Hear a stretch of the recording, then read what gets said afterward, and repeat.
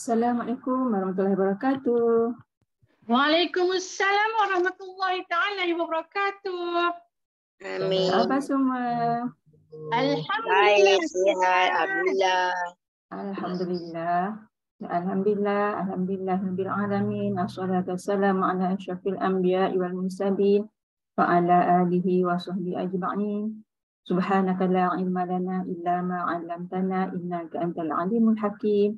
La haula wa la quwwata illa billahil aliyyil azim. Allahumma salli ala Muhammad wa ala ali Muhammad. Allahumma salli ala Muhammad wa ala ali Muhammad. Allahumma salli ala Muhammad wa ala ali Muhammad. Rabbi shrah li sadri wa yassir li amri wahlul 'uqdatam min lisani yafqahu qawli. Rabbi yassir wa la tu'assir, Rabbi tamim bil khair. Okay, alhamdulillah pada pagi ini, pada pagi Selasa 27 September, insya-Allah kita sekali lagi telah diizinkan oleh Allah untuk bersama-sama berada dalam majlis ilmu sembang subuh, dan insya-Allah kita juga telah mengizinkan diri kita untuk bersama-sama dengan para malaikat yang akan mendoakan keberkatan ilmu yang akan kita perolehi dalam majlis ini, insya-Allah. Jadi marilah kita sama-sama memanjatkan kesyukuran kepada Allah Subhanahu Wa Taala di atas kurniaan ini. Jadi bagi memberkati majlis kita pada pagi ini, marilah kita mulakan dengan bacaan ilmu kitab Al-Fatihah diiringi dengan doa. Kita mohon pada Allah, mudah-mudahan Allah tenangkan hati kita, lapangkan fikiran kita untuk menerima apa-apa sahaja ilmu yang akan dikongsikan sebentar ini. Al-Fatihah. Alhamdulillahirrahmanirrahim. Ar-Rahmanir-Rahim. Maliki yaumiddin. إياك نعبد وإياك نستعين اهدنا الصراط المستقيم صراط الذين أنعمت عليهم غير المغضوب عليهم ولا الضالين.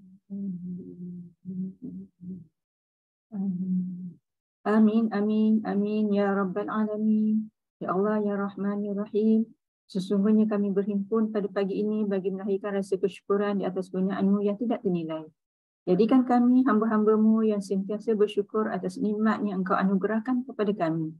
Ya Allah, ya Fatah, ya Alim, sesungguhnya Engkau mengetahui bahawa kami di sini ingin menimba ilmu yang sangat luas bagi mengembangkan potensi kami sebagai hamba-Mu yang Engkau redai. Justru berkati dan rahmati perhimpunan kami ini, ya Allah. Sinari hati-hati kami dengan cahaya dan hidayah-Mu. Semoga kami mudah menerima, menghayati dan mengamalkan ilmu-Mu. Ya Zal Jalal wal Ikram, kurniakan kami kesihatan anggota, kecerdasan minda, ketenangan jiwa, kekuatan semangat, supaya dengannya kami mampu mendepani cabaran, berdaya saing dan mampu mengangkat martabat diri kami, keluarga dan ummah. Rabbana atina fid dunya hasanah wa fil akhirati hasanah wa qina azabannar. Wassallallahu ala sayyidina Muhammadin wa ala alihi wa sahbihi wasallam. Walhamdulillahirabbil alamin. Taqabbalallahu minkum inna rabbakum taqabbal ya karim. Ya, alhamdulillah. Mudah-mudahan kita semua akan mendapat sesuatu dari perkongsian pada pagi ini, insya-Allah. Dan pagi ini insya-Allah kita akan bersama-sama dengan Coach Matron Rosita Osman, seorang certified coach dan juga wellness consultant. Insya-Allah pada pagi ini beliau akan berkongsi dengan kita dengan topik kenali sistem tubuh anda dari sudut sains, lidah tidak bertulang. So kita tengok nanti apa yang hendak dikongsikan oleh Coach Rosita tidak lagi. Jadi sebelum tu jom kita sama-sama lakukan pernafasan Yuminda, iaitu kita tarik nafas melalui hidung, kita hembuskan nafas kita juga melalui hidung. Mudah-mudahan udara segar dan oksigen yang masuk ke dalam badan kita menyihatkan sel-sel anggota badan kita, menyihatkan organ-organ dalaman kita dan seterusnya menyihatkan kita pada hari ini dan mencirikan keseluruhan kita pada hari ini, insya-Allah. Jom sama-sama kita lakukan pernafasan Yuminda dan pastikan kita berada dalam posisi yang tegak dan kaki kita berpijak pada lantai supaya oksigen yang masuk dalam badan kita itu mudah mengalir ke seluruh badan dan menyihatkan semua anggota badan kita, insya-Allah. Kita tarik nafas. Tahan. Hembus.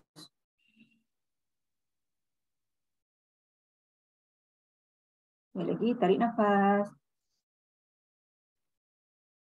Tahan.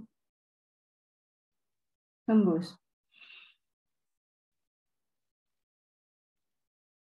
Lagi sekali, tarik nafas. Tahan. Hembus. Okay, Alhamdulillah. Mudah-mudahan kita semua Allah kurniakan kesihatan yang baik untuk kita terus bersama-sama dalam menjalani kehidupan harian kita pada hari ini, insyaAllah.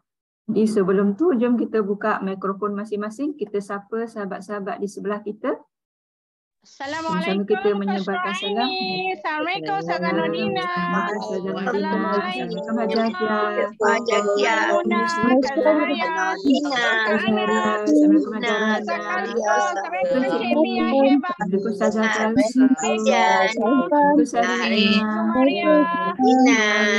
Assalamualaikum. Pagi. Assalamualaikum Umi. Semua yang hadir pagi ni. Waalaikumsalam warahmatullahi wabarakatuh. Amin. Alhamdulillah. Alhamdulillah kita telah sama-sama menyebarkan salam. Mudah-mudahan kita semua dalam keberkatan dan rahmat Allah Subhanahu Wa Taala. Jadi tanpa melengahkan masa, saya ingin menjemput founder dan mentor Akademi Jarimas, Coach Panah Haji untuk memulakan majlis. Silakan Haji. Okey, bismillahirrahmanirrahim. Assalamualaikum warahmatullahi wabarakatuh. Allahumma salli warahmatullahi wabarakatuh. Allahumma salli sayyidina Muhammad, Allahumma salli ala sayyidina Muhammad, Allahumma salli ala sayyidina Muhammad. Okey, so alhamdulillah pagi ni kita bersama lagi ya, dan kali ni kita menyediakan satu tajuk yang amat dinanti oleh Aziat. Kan. Bila kadang-kadang tajuk ni bila kita nak bincang ni, kita tengok tiba-tiba dia tanya, kenapa je lidah tu tak bertulang? Okeylah, kita bawa je lah topik tu. Tu nampak ya macam mana mudahnya kita sebenarnya diberikan kita ilham dalam sekelip mata. Kadang-kadang terfikir nak cakap apa, tiba-tiba ada suara kata, bertanya je sikit je, ada keyword je, mengapa lidah tu tidak bertulang? Mengapa tidak bertulang? Kan? Jadi saya rasa dengan happy-nya matron kita rasa okey jugalah cerita pula pasal lidah. Sebab lidah ni sebenarnya satu nikmat, tapi dia juga satu musibah. Kalau salah guna caranya dia jadi musibah. Tapi kalau dia jadi yang guna cara baik, maka insya-Allah banyaklah. Sebab lidah yang tak bertulang itulah sebenarnya banyak angkaranya dan banyak hadiah daripada Allah untuk kita. Jadi itulah kena nak berjaga-jaga. Kadang-kadang macam bila saya belajar lah ya.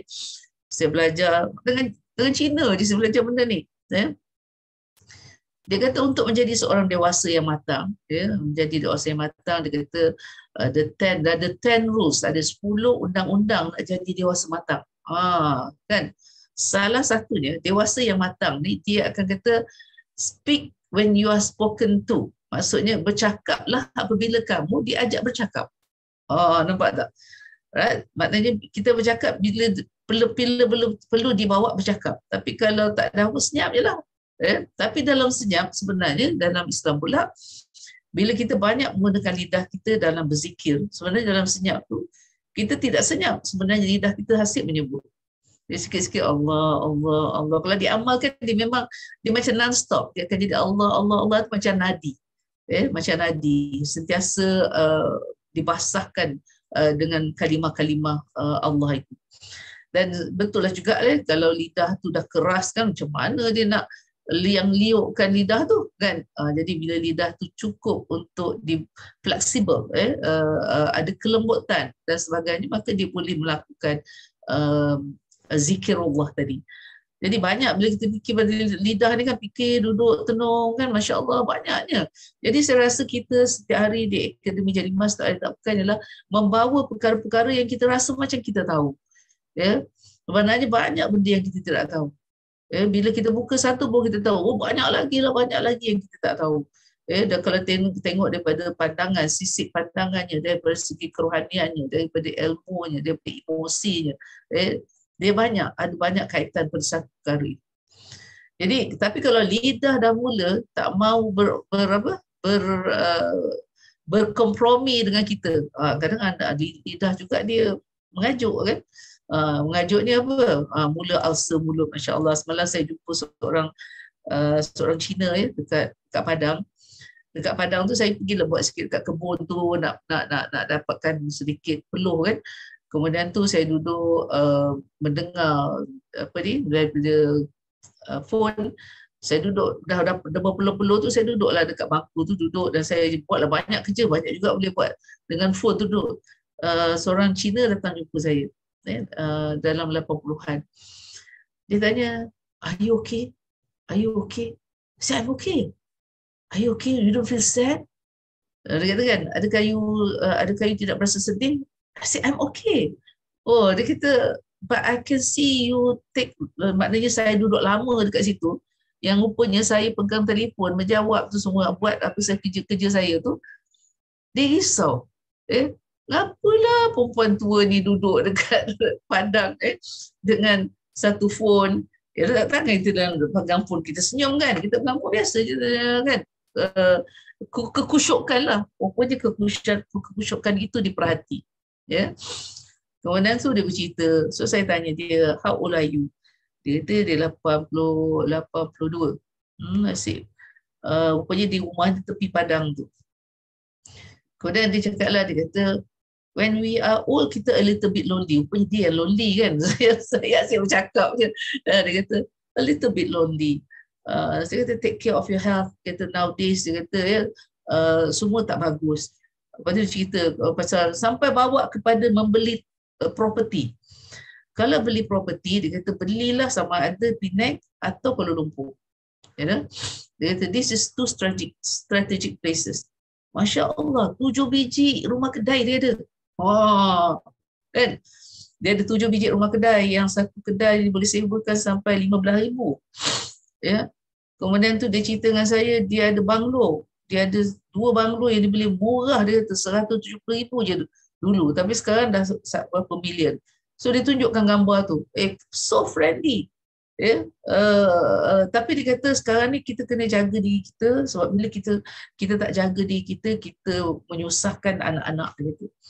Macam sekarang dia kata saya datang kat sini ni duduk dengan anak dia 3 orang dia. Dia kata yang duduk yang dengan anak ni adalah sebab anak dia tu kena kanser gusi. Itulah nak cerita je tadi pasal nak masuk ke lidah tu. Teringatlah dengan Cina tu sebab dia ada apa? Dia kata dia ada anak dia kanser dekat mulut, dekat gusi. Jadi dia kata because of that, dia kata I don't know who go first. Dia pergi dulu atau saya pergi dulu, tapi saya nak dapat moment to be with him, dia kata. Dia ada cucu kat situ lah. Jadi bila kita dapat bercerita dengan orang macam ni, just friendly kan, dia datang tegur, tapi dia menggunakan satu iaitu lidahnya, tapi lidah yang memberi pengertian yang begitu banyak daripada kehidupan dia. Jadi secara tidak langsung bila dia bersama dengan saya, dia bercerita, and I said, "Can I know your name?" "My name is Alex." Saya jadi okay, Alex. Yalah kan bila kita berusia ni kena repeat nak masuk dalam kepala kan, because such a good story. Dia sampai kedai ada 7. Dia kata mengapa dia pilih kedai kat sini apa semua lah kan. Kemudian dia kata now kita boleh jaga diri lah. You careful, you know. I can see that, dia kata you tanam pokok dekat situ, dia kata sebab tak pakai racun. Now dia kata anything that we eat, everything is poison lah. Dia kata tau. Sampai we don't know, dia kata how to run our life. So it's good, dia kata if you can plant something. I said, yalah, itu tanah tepi itu tanah tempat lalu lalang orang kan, tapi dia terbiar begitu. Jadi bibik saya tu dulu tu dia tanam tu cili padi. Ramai orang ambil cili padi kat situ. Bunga apa semua, bunga telang. Kita ada limau kasturi, kita ada pokok limau perut, kita ada pokok belimbing, apa lagi, serai. Sikit je tanah tu. Tapi rupanya itu juga menjadi perhatian kepada orang sekeliling. Rupanya dia notice, kita je yang tak notice dia. Sebab baik-baik kita ni. Kita ingat kita okey je, rupanya orang perhati. Dan dia kata, very good, you just use this one. I said, is it okay kan? It's okay, dia kata. Bagus, dia kata. Because nowadays everything is racun. Jadi kesianlah lidah kita. Lidah kita merasa banyaknya racun dalam kehidupan. Kita meracuni diri kita dan kita diracuni sebenarnya. Dan melalui lidah juga boleh memberi ketenangan kepada orang, tetapi juga boleh memberi kemudaratan kepada orang. Jadi tapi yang itu kita kena bagi dekat para ustazah cerita. Tapi untuk hari ini daripada segi sains, bagaimana Allah jadikan benda semua dalam badan kita, yang hari ini kita boleh berkata tanpa rasa apa-apa, tetapi satu hari apabila sampai waktunya, maka lidah itu akan diberhentikan percakapannya. Dan ketika itulah segala yang anggota badan kita yang mengiringi kita, yang selama ini diam, akan mula bersuara. Jadi bahaya kan? Jadi sama-sama lah kita ingat mengingatilah. Kita ingat mengingati supaya kita dapat berada dalam kelompok golongan yang betul. Kalau orang nak mengumpat dia cepat-cepat. Macam tu lah. Saya tu kalau orang jauh saya nampak lain macam orang tu nak cerita jauh sikit. Jangan rasa cabutlah. Kalau kita rasa takut kepada, sebab kita ni mudah serap. Kita mudah terima. Jadi ialah sama-sama. Dan kalau saya nak mengumpat cakap Hajakia berhenti mengumpat, contohlah kan. Kita ingat mengingati. Tapi yang saya belajar daripada H.H. Lau ialah speak when you are spoken to. Itulah lidah. Maknanya lidah bercakaplah bila perlu bercakap. Tetapi untuk berzikir, zikirlah setiap saat seperti berlakunya denyutan nadi. Untuk itu kita punya matron dah siap kat situ. Jadi dengan gembiranya serahkan majlis ini kepada coach dan master coach. Wah, master coach lagi. Matron, dulu ex-matron, jadi matron balik. Memang lain macam lah budak ni. Kemudian jadi wellness consultant. Memang itulah bidang dia sebab beliau adalah paramedik.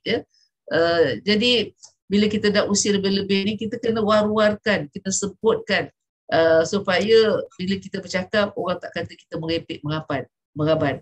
Kita cakap ialah fakta-fakta yang sedia ada dalam pemikiran, yang telah ada pun dalam perbuatan-perbuatan selama ini. Jadi tolonglah kongsilah dengan kami, sebab kami tak tahu selama ini apakah itu lidah. Yang kita tahu tergigit lidah adalah. Jadi untuk itu saya serahkan pada Coach Rosita. Silakan.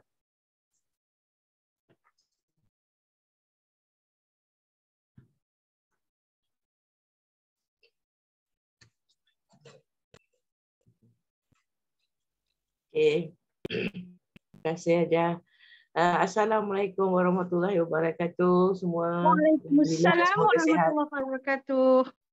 Amin. Sayyidina Muhammad. Allahumma salli Sayyidina Muhammad. Allahumma salli Sayyidina Muhammad. Okey.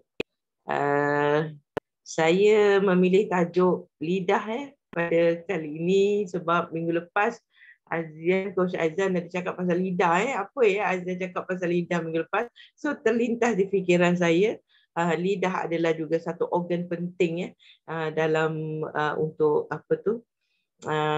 tubuh kita lah yang Allah anugerahkan. Tanpa lidah siapalah kita kan. Okey. Okey, saya akan share slide. Share screen. Kenapa disable ni? Dia share screen.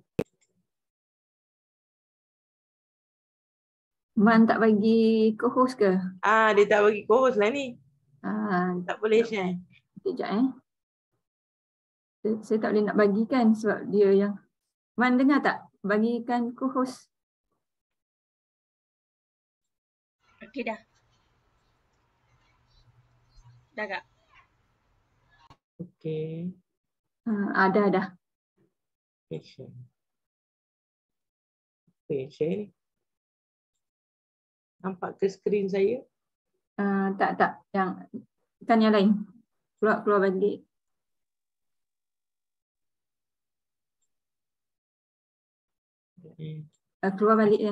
Keluar balik daripada tu tadi yang share tadi. Okey. Kenapa dia? Tak keluar balik daripada yang sharing tadi.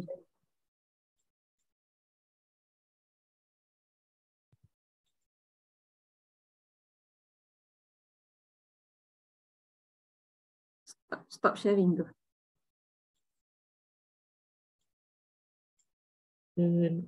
Stop sharing.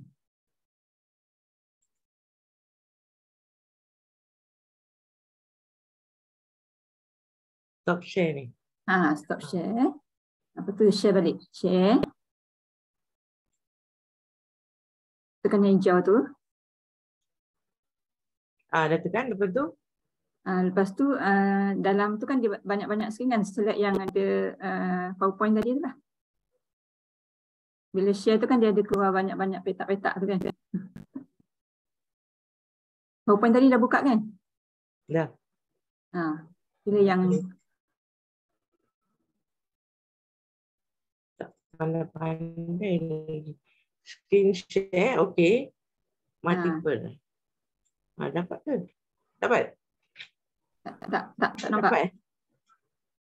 Apa Tekan tu, lepas tu bawah tu ada share. Lepas klik dekat PowerPoint tu, lepas tu tekan button share.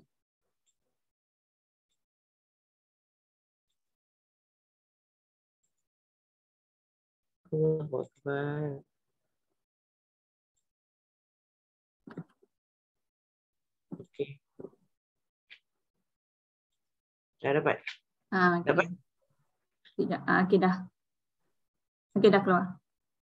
Okay.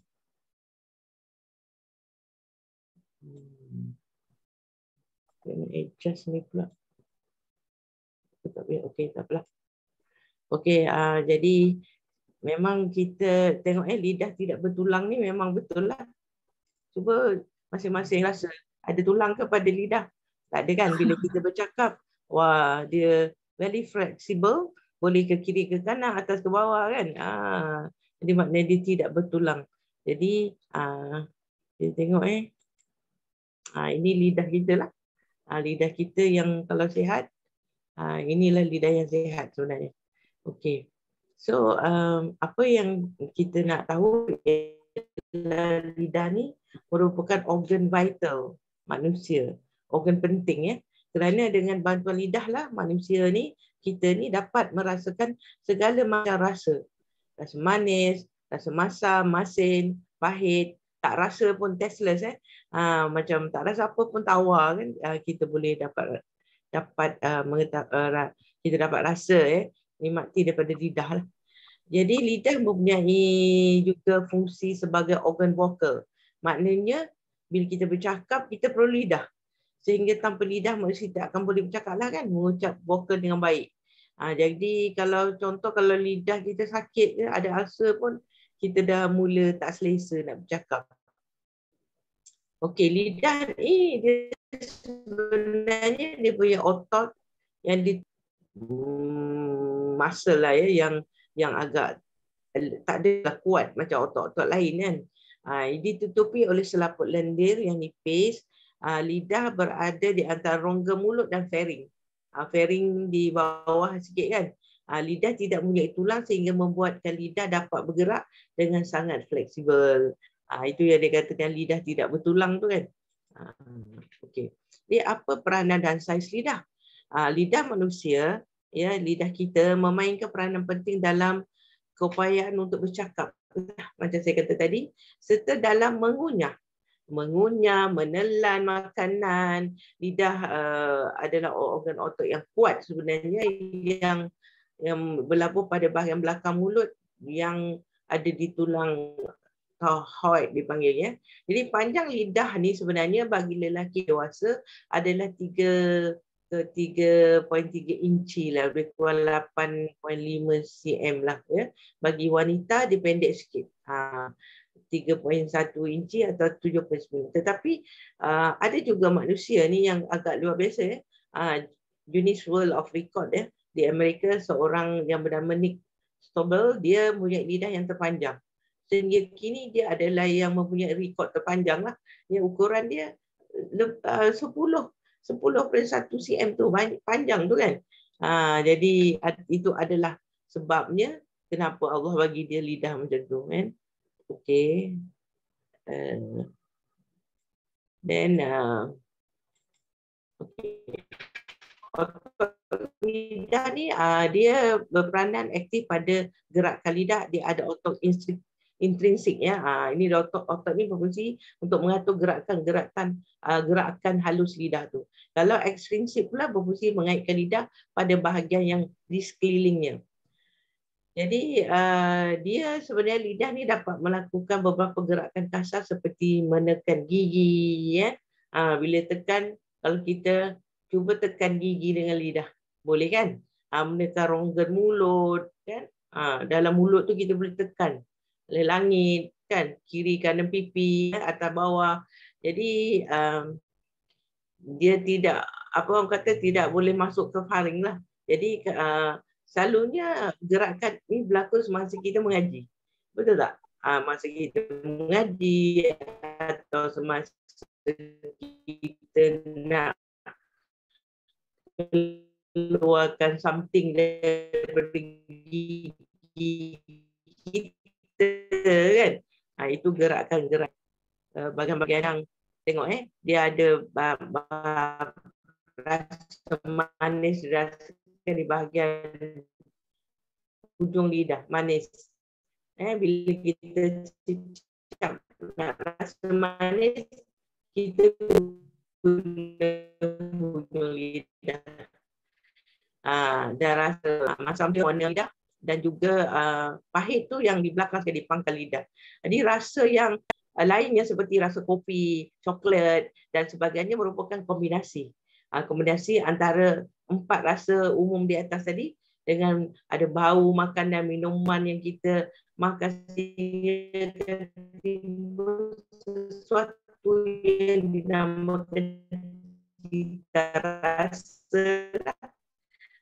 Cita rasa seseorang tu berbeza kan, mengikut lidah masing-masing. Kena influenza, contoh demam, batuk atau sesama, itu ada kaitan dengan lidah lah ya. Okey. Jadi tindakan lidah berbeza bergantung kepada fungsi dia lah ya. Bila makan misalnya tindakan lidah agak kuat. Bila makan kita kuat sebab kita mengunyah kan. Di lidah tu kita gunakan dengan sebaiknya lah, terutama bila kita makan benda-benda yang agak pejal. Kan kalau cakap makan benda lembik, bubur ke kan, senang je, dia tak kuat berfungsi. Ya. Bila kita makan tu kan sebenarnya, selama ni kita makan je, kita tak tahu pun lidah tu berfungsi dengan kuat ke, dengan apa orang kata, dengan santai ke kan. Kita makan je selama ni. Jadi bila saya sendirilah, untuk diri saya lah kan, bila saya membuat slide ni kan, saya fikir balik, Masya Allah, aku ni sebenarnya lupa. Bila aku makan, ikut sedap rasa je kan. Tapi sebenarnya dia lidah ini sangat berfungsi, sangat-sangat penting. Ya. Dalam pertuturan pula, ya, ada dia lebih santai atau cepat. Kadang-kadang macam saya tengah bercakap ni, ini cepatlah. Tapi kalau santai mungkin bila kita tengah bercerita untuk dengan lemah lembut kan. Contoh kalau orang yang agak marah, mungkin dia punya lidah tu ya akan lebih digunakan lebih kuatlah ya. Dan juga dia sebenarnya bertindak bersama dengan telinga kerana ia mendengar bunyi, mendengar lidah boleh lidah tu boleh mengenal bunyi. Bunyi contoh macam bunyi bunyi rasa dia punya deria tu kan. Deria rasa tu dengan bunyi tu ada kaitan. Jadi pendengaran tu penting untuk kita rasa dia bau bau masam lah. Macam tu. Jadi rasa masam lah. Jadi merasa macam tengit lah. Jadi itu telinga tu pun ada dia punya fungsi dia. Lidah adalah agak kompleks, memerlukan juga pergerakan kawalan yang agak luas. Dia perlu dikontrol lah ya. Dari segi fizikalnya, gerakan dia perlu dikontrol. Itu belum lagi kata-kata yang datang daripada otak kita kan. Nanti saya akan terangkan jugalah. Jadi di sini lidah kita ya, bila kita tengok dia macam kapet kan. Dia macam kapet. Jadi kalau kita rasa lidah kita ni agak lembut dan dia rasa macam kasar-kasar. Ya, lidah ni adalah dia berbentuk atau otot-otot dia, rangka dia di lantai mulut yang ditutupi oleh membran atau mukus seperti yang kasar dipanggil mukus ni kan. Lepas tu tekstur kasar ni permukaan lidah berasal daripada benjolan kecil dipanggil papila. Ini yang saya kata macam kapet ni tadi. Dia adalah sebenarnya penting sebab dia adalah hujung saraf. Hujung saraf. Rasa yang disambung ke saraf otak. Kalau tidak ada papila ni, dia tidak boleh terjemahkan saraf tu tadi. Ingat tak dulu saya cerita pasal otak? Jadi bila saraf pergi ke saraf otak, dia akan menterjemahkan, oh ini rasa masin, oh ini rasa masin. Sebab itu dia ada kaitan antara papila, saraf tu sangat penting. Jadi kalau misal kata orang dah tak ada rasa, dah tak ada saraf, dia dah agak apa orang kata, terutama sakit kanser ada kanser lidah jadi dia tidak boleh lagi nak menterjemahkan rasa masin ke pahit ke manis ke ya. Itu dia. Jadi macam nilah kita tengok lidah yang sihat sebenarnya dia colour pink sikit dia colour pink dia menutupi lidah ni tadi, ia adalah dipanggil mukosa ya. Jadi beribu-ribu tunas di sini yang dikata papila ni tadi saraf ni tadi disambung ke lidah, menyambungkan lidah ke saraf otak. Jadi lidah ni tadi yang pink ni, yang biru-biru ni semua adalah saraf yang akan pergi ke otak ya. Dia akan melalui medulla oblongata, ingat tak? Yang menyambung otak kita ke tulang-tulang tunjang. Dulu saya pernah cerita kan. Dan dia akan terus pergi ke gustatory cortex sini. Di sinilah akan terjemahan berlaku. Ya. Jadi semua bahagian lidah dapat mengesan rasa utama termasuk tadilah yang penting ni lah masin, manis, pahit, masam. Kalau kita tidak boleh membezakan rasa ini, ada masalah di sistem saraf. Ya. Dan dia juga membantu mengunyah dengan cekap dan menyalurkan ke saluran hadaman. Jadi lidah ni penting Bila kita tak kunyah dengan 33 kali, tidak hancur dengan bagus.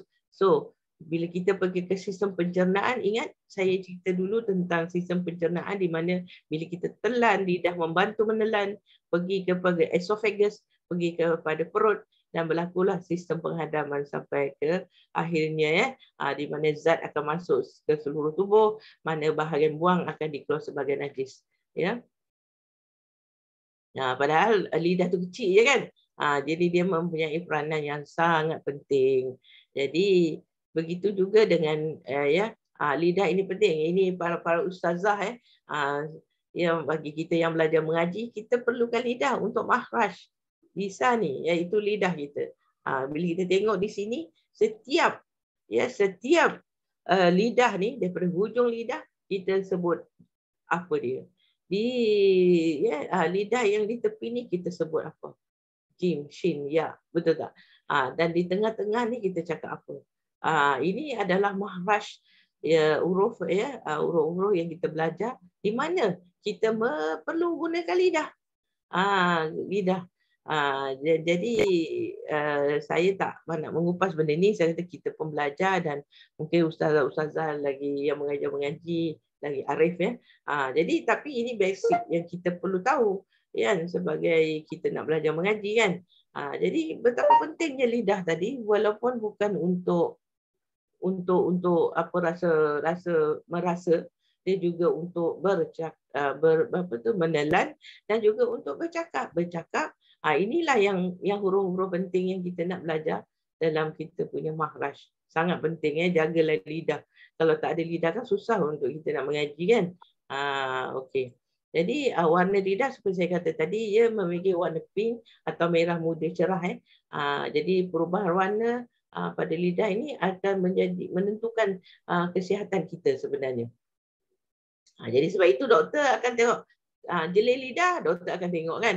Satu dia nak tengok lidah, satu dia nak tengok anak tekak dan tonsil. Kiri kanan kita ni ada tonsil di pangkal lidah tu ada tonsil.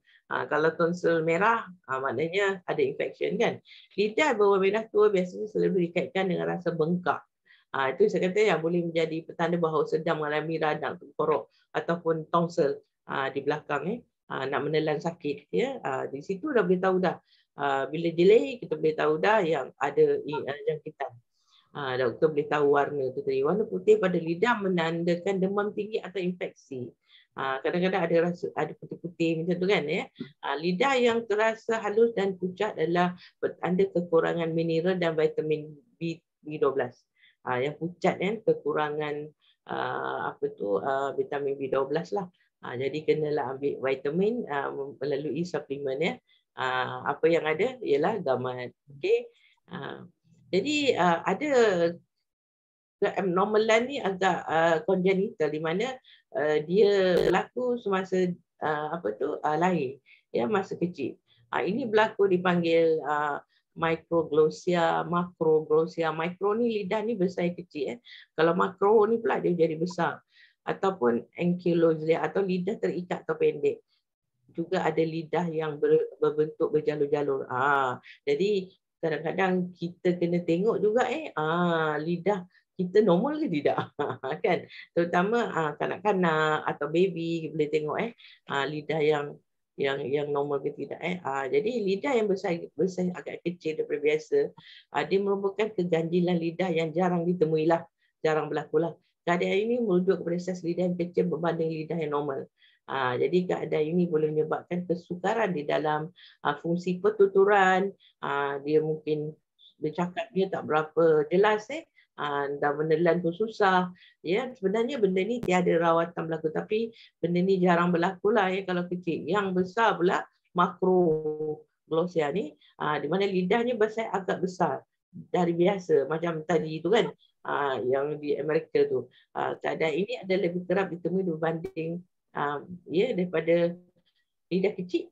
Selalu berlaku kita jumpa lidah besar. Disebabkan oleh mungkin keturunan atau berkaitan dengan keadaan seperti ketumbuhan di lidah. Kadang ada ketumbuhan menyebabkan dia jadi besar atau dipanggil hemangioma. Hemangioma ni selalu saya pernah jumpa lah ya di hospital. Jadi boleh mengakibatkan lidah besar boleh mengakibatkan gigi akan jadi renggang sebabkan lidah tu besar, tekanan dia berpanjangan pada lidah, daripada lidah yang besar tadi pada gigi terutama dalam pertumbuhan pembesaran anak-anak kanak-kanak rawatan untuk microglossia ni, lidah besar ini boleh dirawat apakah penyebab dia. Kalau rasa macam kata tadi hemangioma, mungkin doktor akan cuba buat laser lah ataupun pembedahan mungkin boleh dilakukan untuk mengurangkan saiz lah. Tapi jarang berlaku lah. Selalu kita sekarang ni yang saya pernah tengok dulu ialah buat laser lah laser tu lebih selamat lah dan juga ini adalah lidah pendek. Lidah pendek atau dipanggil tongue tie ini selalu berlaku pada baby Jadi lidah ni sebagai dia terikat di sini dia terikat. Jadi apa berlaku bila kalau baby dia akan susah nak menyusu lah. Bila ni nak menyusu dengan ibu, dia akan jadi tidak boleh nak nak masuk puting ibu tu dan dia tak boleh nak suck. Jadi apa yang berlaku di sini saya selalu jumpa kes-kes macam ni di bilik operation ialah dia akan potong sikit sini. Dia potong dia panggil tongue tie release ni, dia akan potong sikit je dia punya surgery dia, sekejap je tak berapa second dia pun jadi lepas tu dia akan baik dan dia akan boleh seperti normal lah. Tapi ada seorang kawan saya sampai dia dah dewasa, dia memang lidah dia tongue tie ni dia tak release masa dia kecil. Mungkin ibu dia tak tahu kan. Tapi bila dah besar dia masih. Jadi maknanya dia tak boleh jeli lidah dia keluar. Tapi dia cakap normal, alhamdulillah. Dia Indian lady.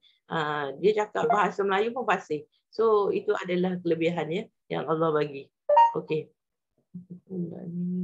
Sorry ya. Okey. Lepas tu kita tengok lidah yang beralur ya. Ini lidah yang beralur ya. Lidah ini merupakan yang agak abnormal lah ya. Abnormal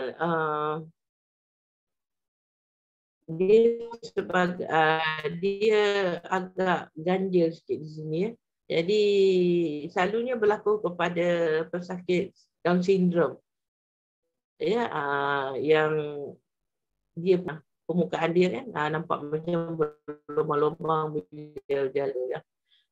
Jadi dia tak sakit sebenarnya. Dia tak sakit. Sebenarnya dia boleh dibersihkan dengan sisa-sisa ya, takut ada bakteria ya yang mudah berlaku di sini dan menyebabkan mulut berbau semua tu kan. Okey. Okey, ada satu lagi yang macam ni. Dia merupakan ada lesion. Lesion ni macam kita kulit macam terhakis di sini. Ini salah satu. Ni selalunya berlaku pada orang yang suka merokok orang yang merokok, orang yang pakai gigi palsu, kalau tak jaga kebersihan gigi palsu lah ya. Dan juga disebabkan jangkitan ataupun ubat-ubatan yang ada steroid ya. Disebabkan jangkitan HIV ya. Jadi ini adalah tompok di sini ya. Ini tak normal. Okey. Dan juga kita tengok lidah yang berpeta ya. Lidah yang berpeta pun adalah dia ada agak merah-merah, ada kuning-kuning, yang ada bengkak-bengkak. Ini yang berpeta lah. Ini semua abnormal. Jadi boleh berjumpa dengan doktor lah untuk mengapa dia jadi macam ni kan. Jadi sebabkan kebanyakan ini adalah disebabkan infection lah ya. Okey. Dari sini agak yang lagi teruk lah ya. Lidah yang berselaput dan juga berbulu. Yang berselaput di sini di atas dia. Dia punya dia lebih keratin ya. Papila dia dah tak normal dah ni. Ya, jadi dia agak susahlah untuk merasa ya makanan ya. Ni tompok-tompok putih ni dan juga yang hitam macam ni. Dia ada kadang-kadang rasa dia ada nampak macam rambut sikitlah. Ya, ini boleh diatasi dengan membersihkannya lah, membersihkannya. Ya. Okey. Kemudian yang lain abnormal ialah macam ada kebengkakan tadi yang disebabkan oleh salur darah. Ya, mungkin ada ketumbuhan, ada jangkitan, penyakit lain-lain yang berlaku seperti tadi tu ya, seperti infection, rekahan ya, pada lidah, ulcer yang boleh disebabkan berulang-ulang kali. Kadang-kadang kita dah baik, tiba-tiba ada lagi ulcer ya. Tu kita jaga. Ulcer ni yalah kadang tidak selesa ya. Rasa sakit, tambah kalau kita makan ni tak boleh nak makan lah. Kalau makan benda-benda pedas ke yang yang masin ke, dia akan sakit lah. Jadi jangkitan virus ni, bakteria ni juga boleh disebabkan daripada TB dan juga disebabkan oleh sifilis ya. Penyakit-penyakit seperti ini ya, yang macam Wesco, ini benda-benda ni semua tak payah ingat lah ya. Yang penting jangan ada ulcer, jangan ada jangkitan. Yang tu kan yang penting untuk jaga bagi kita yang normal. Ya. Lepas tu kalau ada ketumbuhan itu agak bahayalah ya. Kena jumpa doktor lah. Okey. Jadi apakah penjagaan lidah sebenarnya yang bagusnya ya? Kita sentiasa membersihkan lidah dengan gunakan pembersih khusus lah. Dulu-dulu kan saya pernah beli dipanggil scrap, tapi tak tahu dah kat mana. Dulu ada kawan saya beli ya. Scrap tu dia fleksibel, boleh melengkung dan kita boleh scrap lidah kita ya. Jadi apa sekarang buat, pakai brus gigi je lah kan. Sebab lidah ni dia tadi papila tu tadi ya. yang macam kapet tu, dia senang apa orang kata kuman nak duduk kat situ. Sangat-sangat senang. Sebab itulah daripada mulut tu kita jaga. Sebab tu daripada situlah nanti bila kita menelan, kita akan menelan kuman-kuman tu masuk ke dalam sistem pencernaan kita. Ya. Lepas tu keduanya kena banyak minum air lah. Bila kita minum air, dia membantu lidah kita menjadi lebih sihat, ya, bersih. Berkumur dengan air garam pun bagus, ya. Di mana bila kita bila kita ada jangkitan, selalu kita gunakan garam sebab kuman bakteria ni dia memang takut dengan garam. Lagi satu contoh yang paling bagus ialah bila kita makan gamat lah. Bila kita minum gamat, kita letakkan dulu sekejap, jangan minum terus macam tu, ya. Kalau kita ada sakit, rasa tekak tak berapa sedap, kita minum, kita letak a few second dekat tekak tu, lepas tu baru kita telan.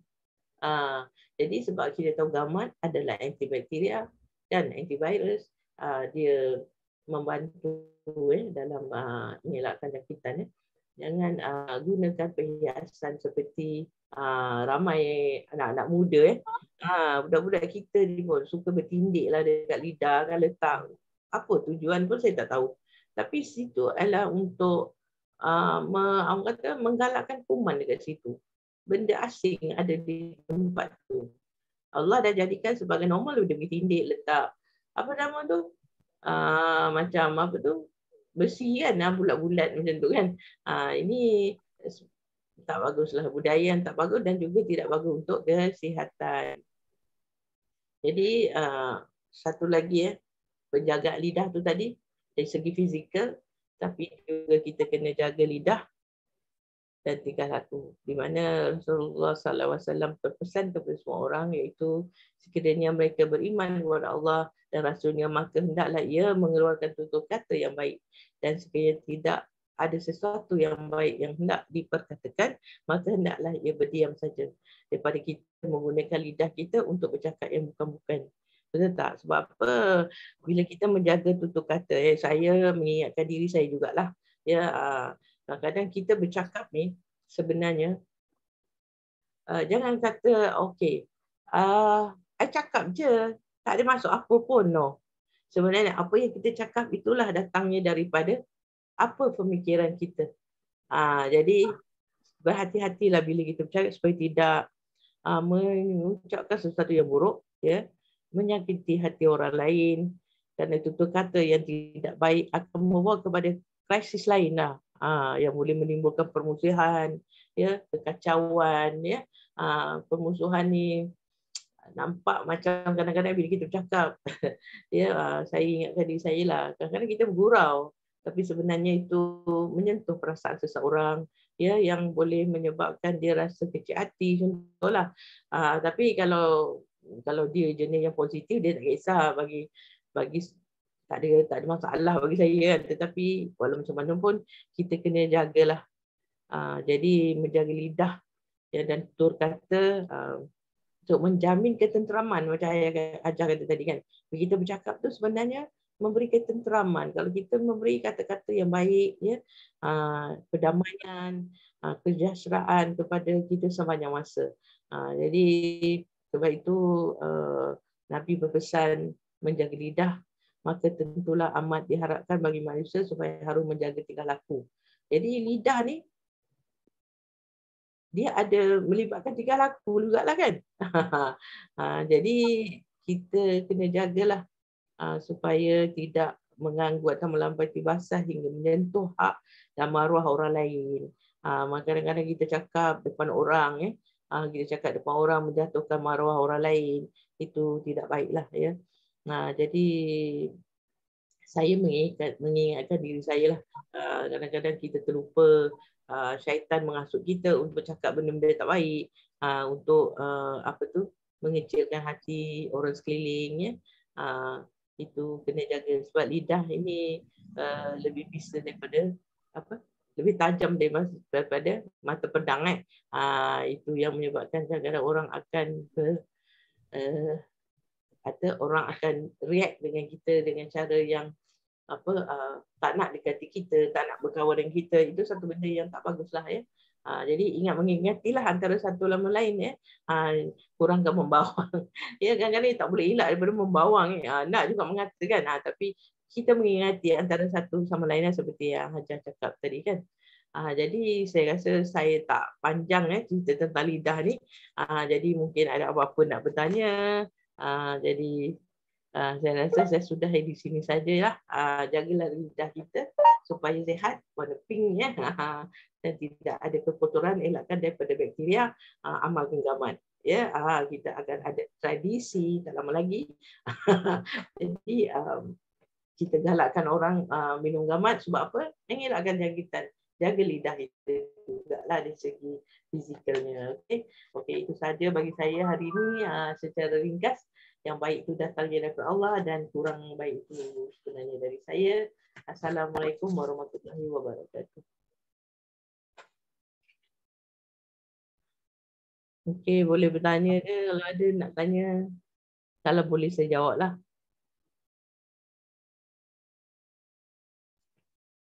Okey, Ani macam mana nak keluarkan balik? Stop sharing. Stop share dah.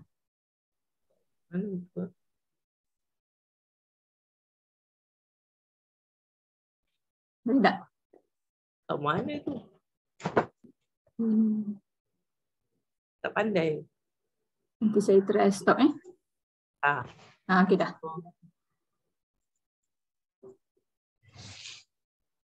Okey. Ya, Tu ada soalan tu. Ada soalan dari Roslina. Dia kata ada ke kanser lidah? Apa puncanya? Apa tadi soalannya, Cak? Dia kata ada ke kanser lidah? Apa puncanya? Mana saya tak dapat nak tengok. Adakah kanser lidah? Apa puncanya? Ya, ada. Memang ada kanser lidah. Sebab bila kita fikir balik, lidah adalah sel.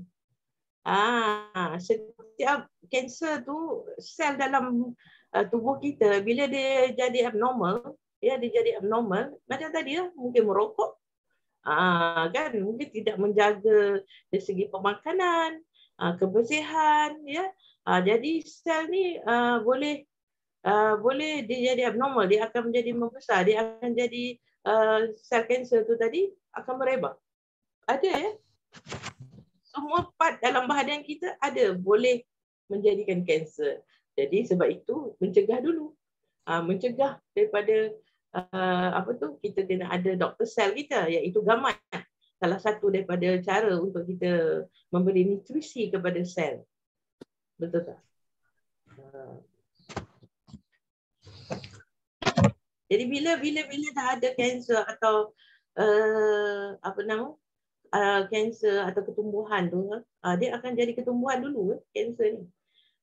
Jadi bila kita hantar ke spesimen kepada makmal, kita boleh tahu adakah ia ada kanser sel atau dia bukan kanser. Tapi walau macam tu pun, kalau dia bukan kanser sekalipun di lidah kita tu, kita tak boleh lancar bercakap tau.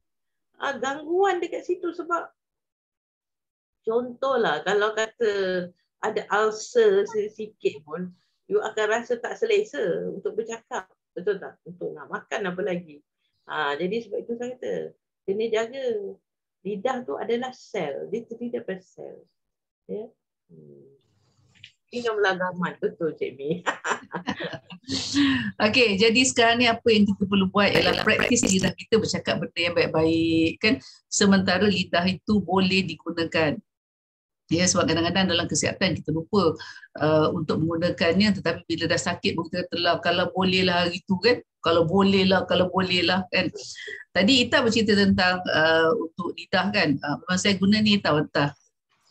Ya, untuk kaut. Betul, dia kena tahu. Betul. Dia pagi-pagi tu sama lepas gosok gigi kaut dekat lidah tu supaya lidah tu dapat dibersihkan saki-bakinya, ada yang warna putih-putih tu kan. Kadang-kadang dijadikan kita susah nak bercakap kan. Bercakap tu boleh lah, tapi mungkin nak konyekkan kehalusan dia ke apa ke kan. Dan tapi yang paling penting ialah memberi kebersihan di kawasan mulut lah. Ya, jadi bila mulut bersih, everything bersih, ya, kuman pun malu. Kuman malu nak dekat tempat yang bersih kan.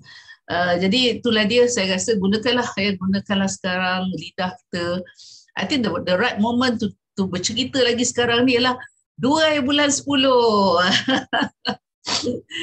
bulan 10 ya, bawa ramai-ramai ke, tapi dah ramai juga lah, alhamdulillah ya, tahniah kepada ramai yang menyumbang kepada menyampaikan manfaat ataupun kita benda belum berlaku tapi dapat dalam bentuk imajinasi. Kita akan mengadakan satu program yang memberi makna kepada ramai orang ya. Sebab bila saya bercakap dengan, contohlah ya, mungkin anda nampak ya, so saya close 50 orang, 20 orang kan, immediately bayar lah tu kan. Sebenarnya kita menggunakan kefahaman, kita fahamkan apakah maksud perhimpunan ejen perubahan dalam jihad ekonomi. Jadi rupanya di luar sana, bila dia dengar kita adalah satu perhimpunan, kita kumpulkan mereka-mereka yang ingin berjihad. Tak perlu pergi ke Palestin, tak payah pergi ke mana, tapi kita berjihad di tanah air kita sendiri.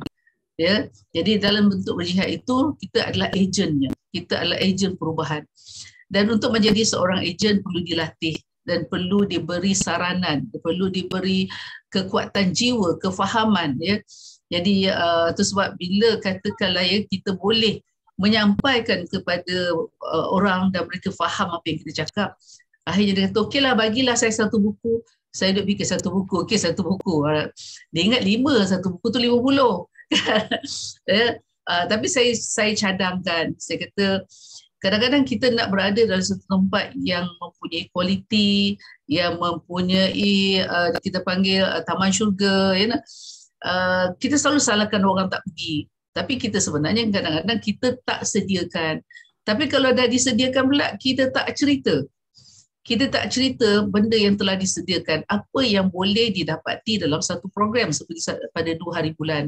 Ya, jadi saya rasa berjamaah dan membawa penceramah-penceramah bagus, kemudian memberi kesedaran, memberi satu maksud dalam kehidupan untuk berubah, bagaimana hendakkan impian menjadi kenyataan, bagaimana kalau ada perasaan ataupun belenggu akan mungkin terputus dengan hanya beberapa ayat yang dikeluarkan oleh speaker nanti kan. Ini juga menjadikan amalan pada kita. Ya, sebab kita berjaya berpesan ke arah kebaikan dengan penuh kesabaran.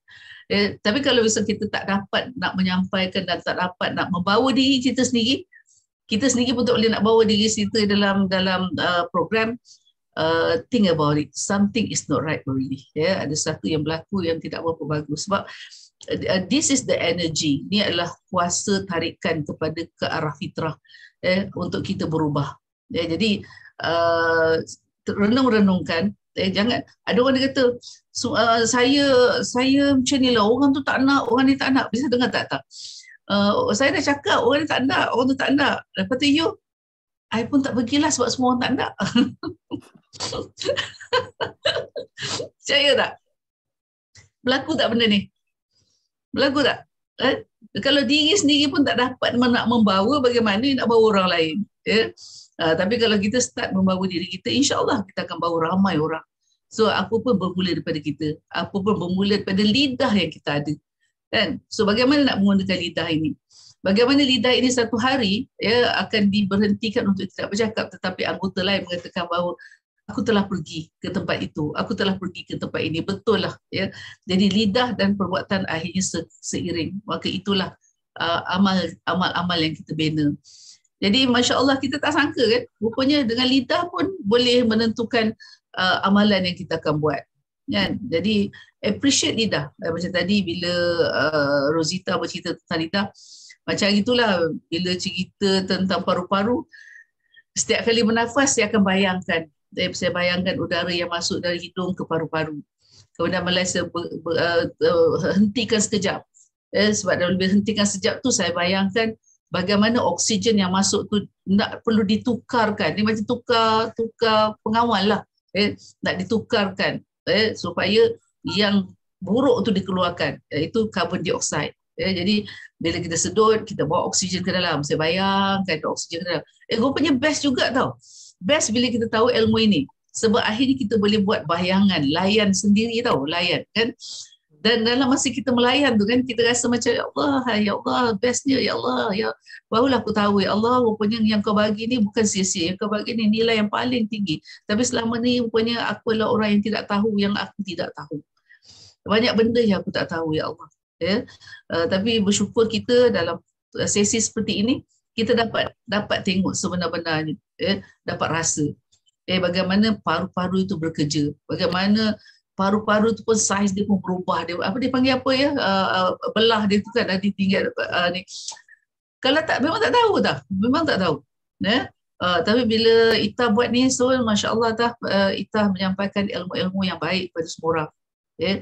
Hanya sekarang yang menerima ilmu ini, bagaimana kita nak appreciate, bagaimana kita nak mengenang balik, bagaimana kita nak mensyukuri.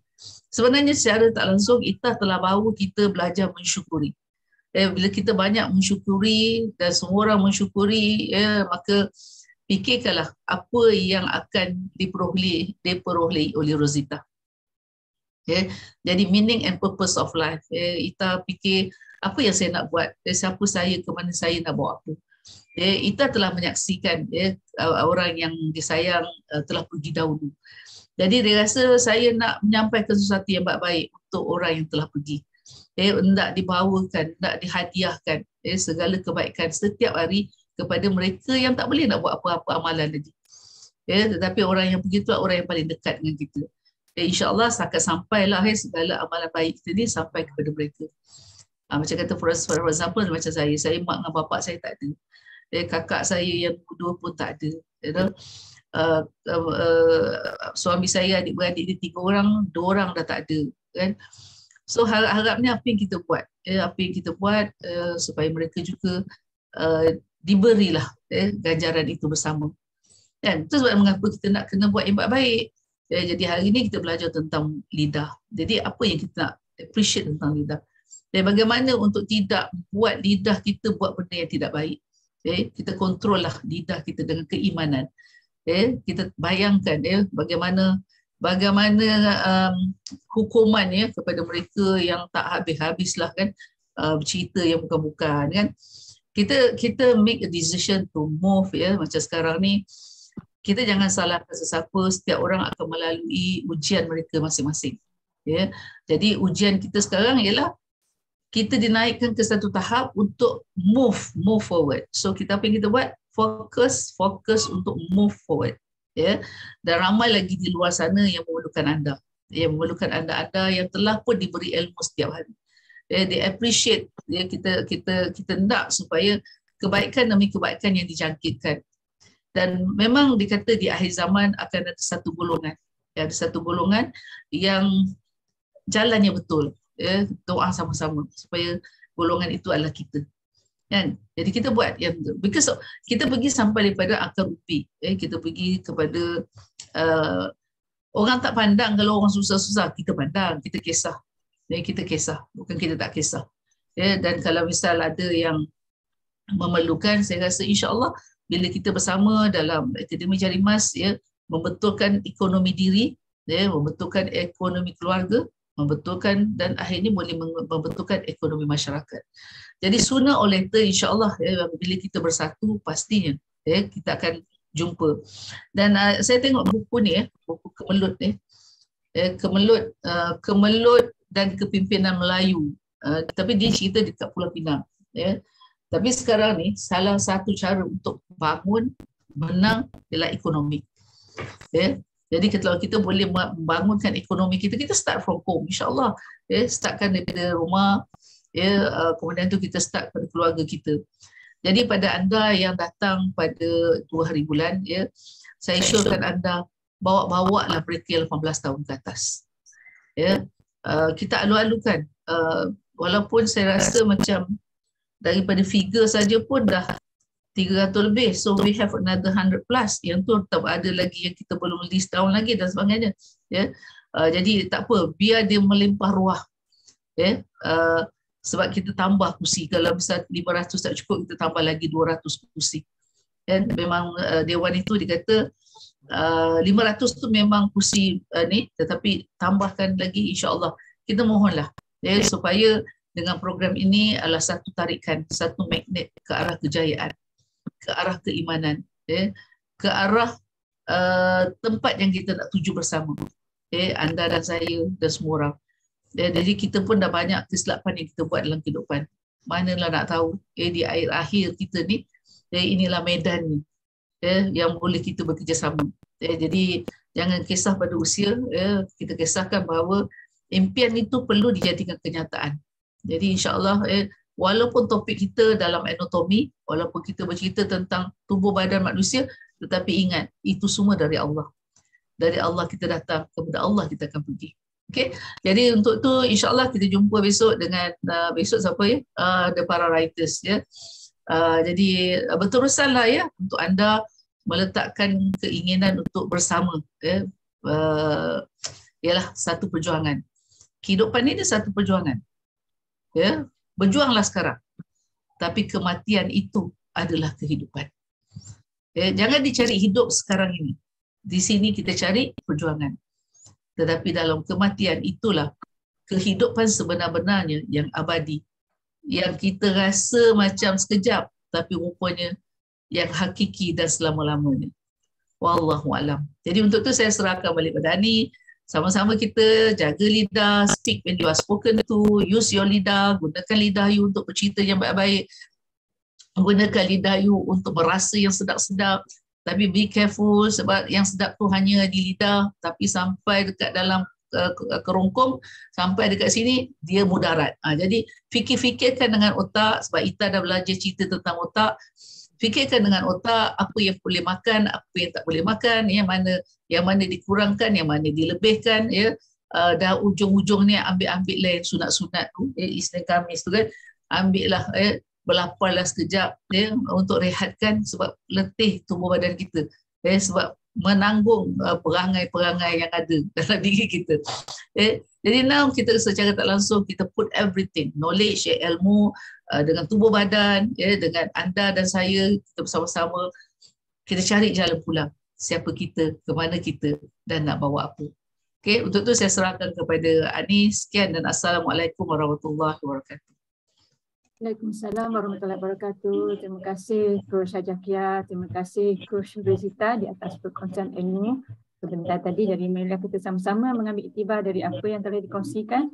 Dan seperti kata Coach Rizita tadi, lidah kita tak bertulang, kita boleh ucap apa saja yang kita mahu, tapi kita diberi akal untuk membuat pilihan apa yang mahu diucapkan, apa yang mahu dirasa.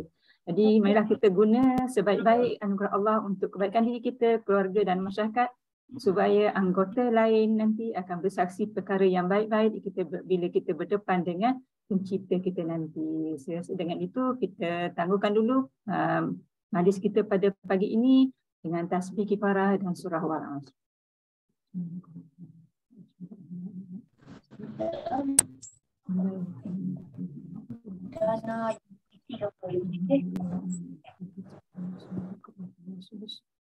Sekian billahi taufiq wal hidayah. Wassalamualaikum warahmatullahi wabarakatuh. InsyaAllah kita jumpa lagi sembang subuh pagi esok bersama dengan tim writers. Terima kasih semua. Terima kasih semua. Assalamualaikum.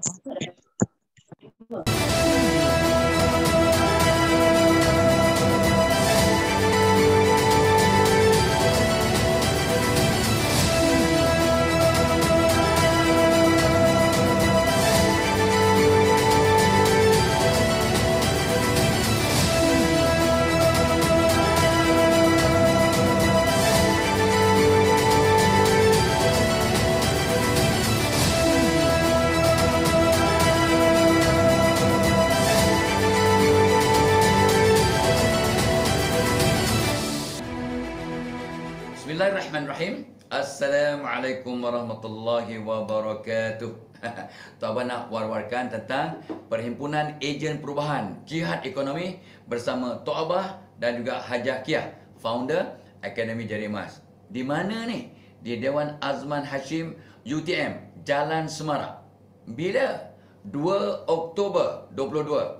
Masa 2 petang hingga 6. 2 hingga 6 petang. Bagi apa pengisian yang utama? Tok Abah sendiri akan bincangkan tips dan petua nak jadi ejen yang terbilang transformasi diri agar jadi usahawan dan mudah-mudahan founder yang dihormati. Ya, datang kosong, balik berisi. Jangan lupa janji temu kita pada 2 Oktober 22. Jom bersama Takwah.